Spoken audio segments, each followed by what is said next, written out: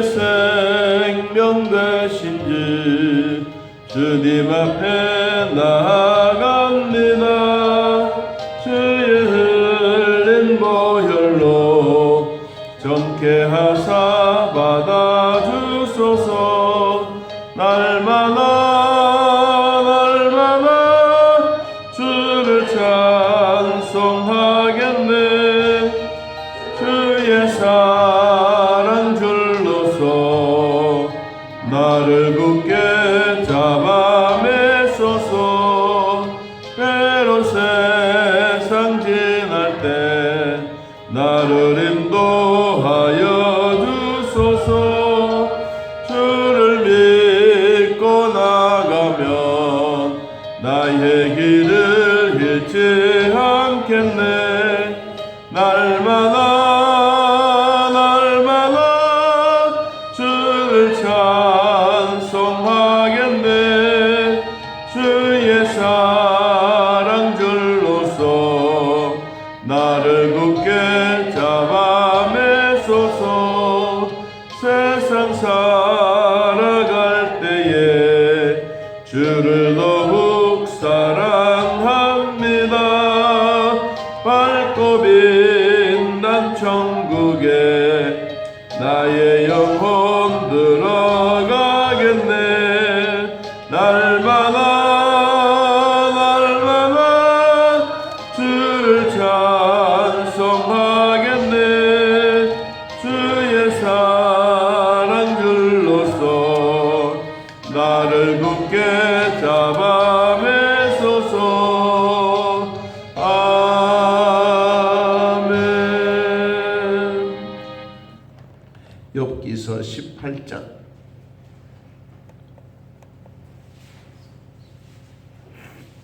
욥기서 18장 1절에서 4절까지 보겠습니다. 욥기서 18장 1절에서 4절. 찾으신 줄 하나님의 말씀을 함께 읽겠습니다. 수아 사람 빌닷이 대답하여 이르되 너희가 어느 때에 가서 말의 끝을 맺겠는가? 깨달으라. 그 후에야 우리가 말하리라. 어찌하여 우리를 짐승으로 여기며 부정하게 보느냐? 울분을 터뜨리며 자기 자신을 찢는 사람아, 너 때문에 땅이 버림을 받겠느냐? 바위가 그 자리에서 옮겨지겠느냐? 아멘. 욥의 세 친구들이 찾아와서 욥과 함께 대화하고, 또 대화하면서 주 목적은 욥의 잘못을 인정해라, 그리고 회개해라. 그리하면 살아계신 하나님은 너에게도 장대한 복이 있을 것이다 라고 친구들이 계속해서 그런 얘기를 하고 있습니다. 그런 얘기를 할 때마다 욥의 대답은 아니다. 자기 자신에 대한 부정스러운 이야기 계속해서 하고 있는데, 오늘 빌닷이라고 하는 친구 두 번째 이야기하고 있습니다. 그 가운데 내용들이 뭐냐면, 자연에는 자연의 법칙이 있다. 사계절 있고 지구가 공존하고, 또 자연 만상 속에서 사람이 감당할 수 없는 자연의 법칙, 이 자연의 법칙이 있는가 하면 또 영적으로 보면 영의 법칙이 있습니다. 영혼이 잘 되고 범사가 잘 되고 강건에 복을 주시는 이 영적인 법칙이 있습니다. 또 이런 영적인 법칙을 가지고 사는 우리들에게는 또 믿음의 법칙이 있습니다. 이 믿음의 법칙은 누구나 할 것 없이 함께 하나님이 살아계신 것을 인정하고, 성경도 살아있는 하나님의 말씀으로 믿으며 우리가 천당이 분명히 있다고 하는 확신 있는 사람들에게 주어진 믿음의 법칙입니다. 자, 이런 법칙을 가지고 있는데, 오늘 빌닷이 자연의 법칙을 훼손하거나 욥 너 때문에 이 자연이 땅이 망가지고, 너 때문에, 너 한 사람 오염 때문에 이 땅들이 더럽혀진다면 이거 누가 책임져야 되겠느냐? 이제 이런 질문이에요. 그것도 한두 마디가 아니고 계속해서 욥과 그리고 세 친구들이 대화를 하고 있는 가운데 자, 오늘 4절에 보니까 이렇게 말했습니다. 울분을 터뜨리며 자기 자신을 찢는 사람아, 너 때문에 욥 너 때문에 땅이 버림을 받겠느냐? 바위가 그 자리에서 옮겨지겠느냐?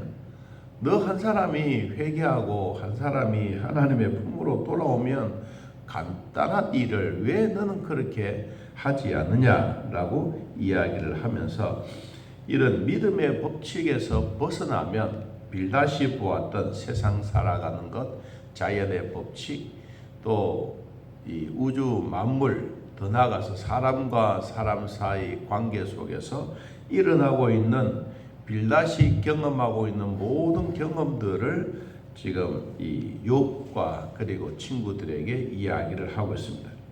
그러면 제일 먼저 찾아오는 이 믿음의 법칙에서 벗어나면 이러이러한 일들이 일어난다. 거기에 대한 내용들을 이제 18장에서 이야기를 하고 있습니다. 그러면 믿음의 법칙에서 벗어나면 어떤 일이 일어나는가? 5절, 18장 5절. 악인의 빛은 꺼지고 그의 불꽃은 빛나지 않을 것이다. 이 악인의 최후는 결과적으로 빛이 없어진다. 여러분, 빛이 있는 것과 없는 것은 차이가 엄청나게 많이 납니다. 세상의 빛도 그렇지만 교회 다니는 성도들에게는 하나님의 말씀의 등불인 이 말씀의 빛이 없으면 우리는 항상 살아갈 때마다 어렵고 힘드는 것은 사실입니다. 그런데 우리가 해야 될 일들은 성경을 성경답게 생각하지 않고 막 교회에서 하루에 석 장씩 읽으라고 하니까 억지로 읽는 사람들도 있을 것입니다. 그런데 이 집사님 한 분이 눈도 어둡고 침침하고 성경을 편히 까만 거, 흰 것밖에 뿐이고 이게 참 부담스러웠다 그랬어요. 그 부담스러운데 이 담임 목사가 또 하루에 석 장씩 읽자고 하니까 읽기는 읽어야 됐는데 처음에는 이해도 안 되고 그래서 한 3개월쯤 지나고 나니까 우리가 이제 1월 달부터 3월 달까지는 하루에 한 장씩 그리고 4월 달부터 6월 달까지는 하루에 2장씩 7월 달부터 이제 석 장씩 읽어가고 있는 중이에요. 자, 그런데 이제 7월 달쯤 되니까 이 보이지 않던 게 이제 글자가 보이는 거예요. 눈이 침침했던 그게 이제 글자가 또렷또렷해지는 거예요.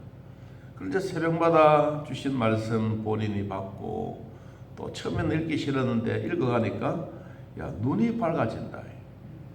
그리고 이제 말씀이 이해가 된다. 그게 이제 깨달음이에요. 여러분, 그거는 뭐 우리 집사님 한 분만 그러겠습니까? 대부분의 사람들이 성경은 안 읽게 기독교인이지만은 하나님도 안 믿고 성경이 하나님의 말씀이라고 해도 안 믿고 그리고 천당이 있다 해도 있는지 없는지 나와 상관이 없는 것처럼 이런 생활을 하다가 이거 말씀을 읽어보니까 말씀이 우리 마음에 막 용솟음 치는 거예요. 어떨 때는 말씀이 우리를 두들겨 패기도 하고 어떨 때는 막 울기도 하고 어떨 때는 막 웃기도 하고 야, 그래서 이 말씀이 좋겠다. 그래서 이제 본인이 석 장씩 읽으면서 이 전화가 온 거예요. 목사님 너무너무 좋습니다. 성경이 이렇게 좋은 줄 몰랐습니다. 여러분, 그래서 성경은 좋습니다. 우리가 이해가 안 되는 부분들이 있어도 목사가 해설을 하고 읽고 나가면 그것이 바로 하나님의 응답입니다. 자, 오늘 빌다시 우리의 인생의 믿음의 법칙에서 벗어나면 안 됩니다. 어떠하든지 믿음의 법칙을 꼭 지키십시오. 그러면서 이제 몇 가지 우리들에게 이러이러한 일이 있다라고 하는 거예요. 첫째는 빛이 어두워진다. 두 번째, 걸음걸이가 피곤하다. 그의 활기찬 걸음이 피곤해지고 그가 미련한 꾀에 스스로 빠지는 것이다. 이는 그의 발이 그물에 빠지고 올가미에 걸리게 된다. 이 덫에 걸리기 쉬운 거예요. 그래서 이러한 일들이 이제 일어나게 되면 빛이 어두워지게 되면 자동적으로 세상은 깜깜하고 교회도 깜깜해지고 내가 이거 믿어야 되나 말아야 되나 신앙생활을 해야 되나 말아야 되나 고민을 하다가 그래도 아이고 나를 위해서 기도해 준 사람도 있는데 내가 그래서 넘어져서 되겠냐, 막 일어나자 이런 분들도 있고, 어떤 분들은 포기한 분들도 있습니다. 자, 그것처럼 믿음의 법칙에서 벗어나면 마음의 등불이 꺼져버려요. 여러분, 말씀의 등불이 꺼져버려요. 그리고 믿음의 법칙에 대한 등불이 꺼져버려요. 그러면 올무가 우리에게 찾아오는 거예요. 세상의 올무도 찾아오고, 권세의 올무도 찾아오고, 질병의 올무도 찾아오고. 그러면 이제 마음의 등불이 확 꺼져버리면 이때부터 마음의 올무가 내한테 찾아오는 거예요. 여러분, 아무리 친한 친구라도 전화하는 사람의 상대가 따로 있고, 만나서 얘기할 수 있는 사람이 따로 있고, 목욕탕에 가서 목욕할 수 있는 사람이 따로가 있어요. 우리가 하나님과의 관계 속에서 어떤 관계냐? 우리는 삐뚤어지는 관계가 아니에요. 똑바른 관계예요. 이 마음의 등불을 꺼져버리고 마음의 거리가 멀면 아무리 가까이 앉아있는 사람이라도 차가움이 느껴집니다. 여러분, 성도와 성도와의 관계 속에서 마음의 거리, 마음의 등불이 꺼져버리면 이때부터 냉기가 싹 돈다니까요. 여러분, 이것은 누구나 경험하는 겁니다. 어떤 사람은 믿음의 법칙에서 벗어납니다. 자, 그 다음에 두 번째 10절에 봅니다. 그를 잡을 덫이 땅에 숨겨져 있고 그를 빠뜨릴 함정이 길목에 있고 무서운 것이 사방에서 그를 놀라게 하고 그 뒤를 쫓아갈 것이다. 이 함정이 그전에는 몰랐는데 믿음이 생기고 믿음 생활을 올바르게 하면 이런 게 다 묻혀져요, 스스로. 그런데 묻혀졌던 것이 자기도 모르는 사이에 막 몸에서 막 일어나는 거예요. 우리가 그 대상포진이라는 게 그런 질병이 있지 않습니까? 여러분, 이 질병이라는 것도 참 무서운 거예요. 여러분, 그 혹시나 주사를 맞지 않았으면 주사를 맞으십시오. 그거 당하면 참 아픕니다. 우리 권사님 한 분이 이 대상포진이 있어서, 아이고 목사님 또 뭐가 뾰족뾰족 올라옵니다. 살이 막 뚫고 올라오는, 얼마나 아프고 고통스럽고. 여러분, 처음에는 우리가 몰라요. 그런데 이제 질병이 항상 우리 몸에 짊어지고 있습니다. 어떤 사람이라도. 그런데 미리 예방을 하면 덜하지만은 미리 하지 않고 있다가 얘가 이제 막 질병이 막 솟아오는 거예요. 그것처럼 우리 땅 속에 숨겨져 있던 우리가 알지 못하는 이상한 것들이 막 땅에서 올라오는 거예요. 여러분, 이것이 눈에 보여진다니까요. 뭐가 없으면 믿음의 법칙에서 벗어나기입니다. 자, 이런 법칙들이 우리 길목에서도 있고 사방에서도 있고 막 깜짝깜짝 놀랄 일들이 자꾸 생겨지는 거예요. 자, 세 번째 12절, 그의 힘은 기근으로 말미암아 쇠하고 그 곁에는 재앙이 기다릴 것이며 질병이 그의 피부를 삼키리니 곧 사망의 장자가 그의 지체를 먹을 것이며 그가 의지하던 것들이 장막에서 뽑히며 그는 공포의 왕에게 사로잡히겠다. 결국은 우리의 몸이 자꾸 기근이 오는 거예요. 바삭바삭 마르고. 요사이도 그 정신적인 약을 드시는 분들이 누구에게나 있다고 봅니다. 어떤 약은 어떤 사람들은 여기 드시면 몸에 이 살이 쏙 빠지는 분이 있고, 또 어떤 분들은 드시면 막 살이 막 찌는 분들이 계세요. 그런데 이제 사람들은 가끔씩 그런 약을 먹고 있는 것을 모르면, 야, 너 왜 무슨 병이냐?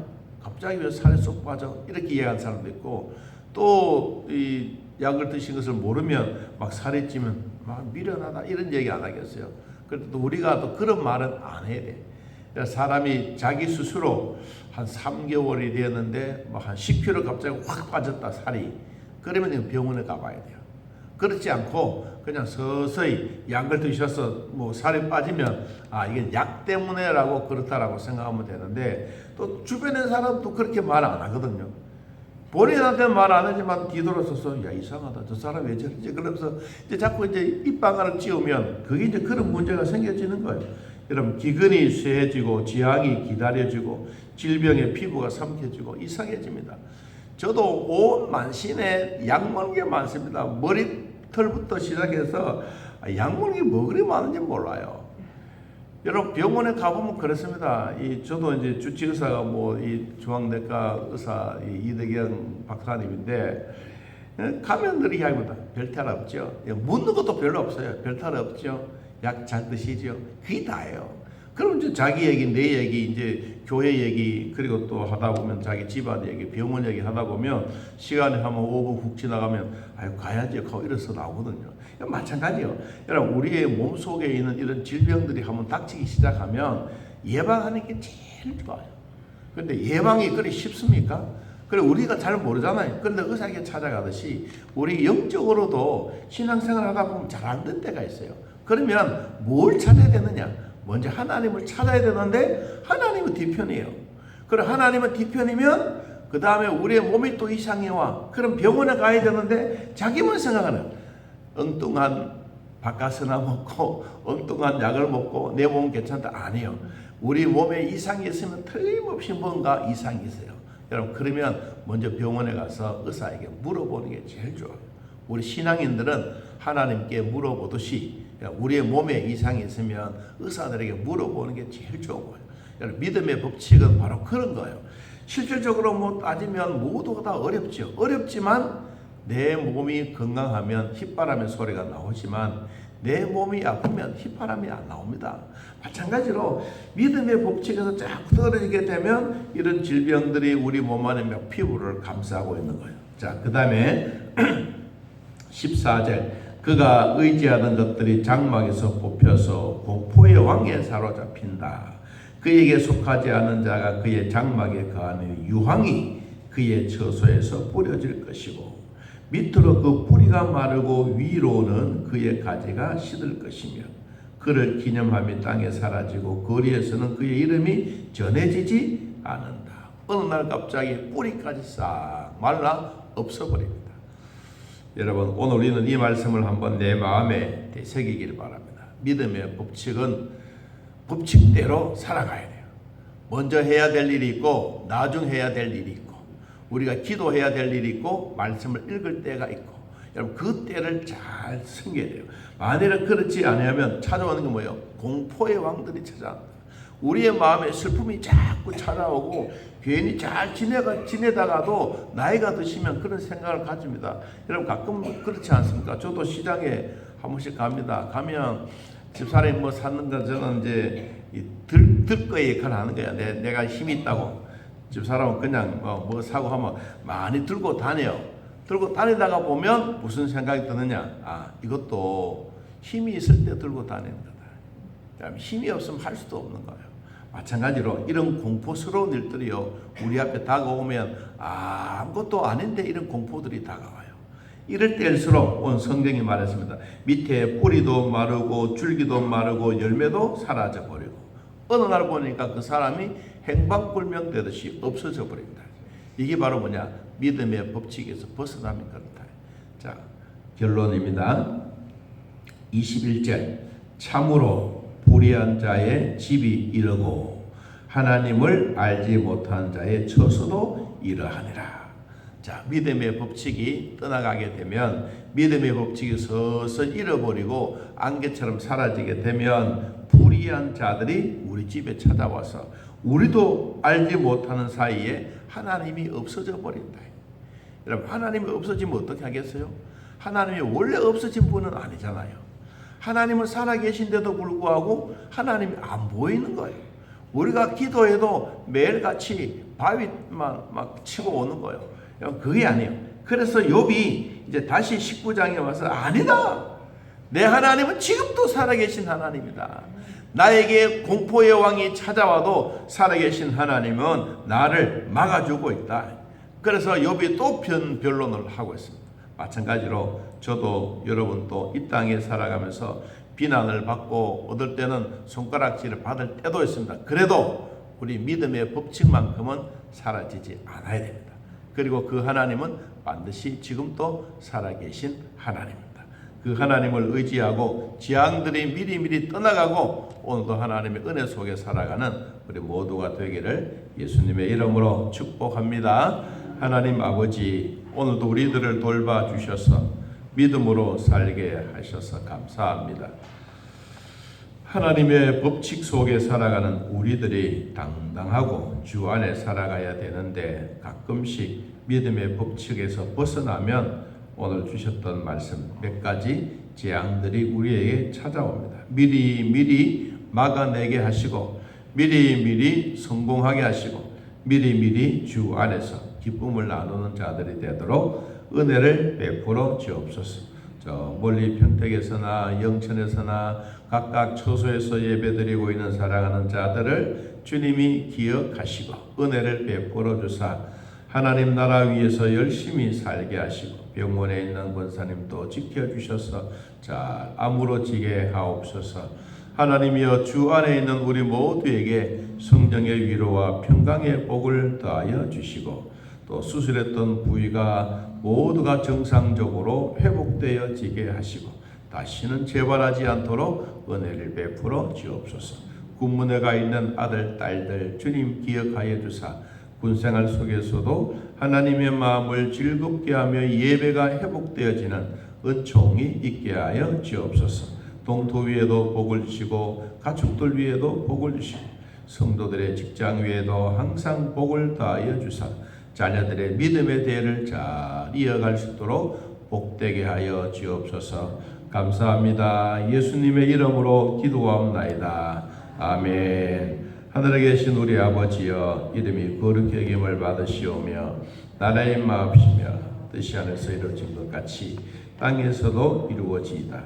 오늘날 우리에게 일용할 양식을 주옵시고 우리가 우리에게 죄진 자를 사하여 준 것 같이 우리 죄를 사하여 주옵시고 우리를 시험에 들게 하지 마옵시고 다만 악에서 구하옵소서. 이 나라와 권세와 영광의 아버지께 영원히 있사옵나이다. 아멘. 자 이렇게 드리겠습니다.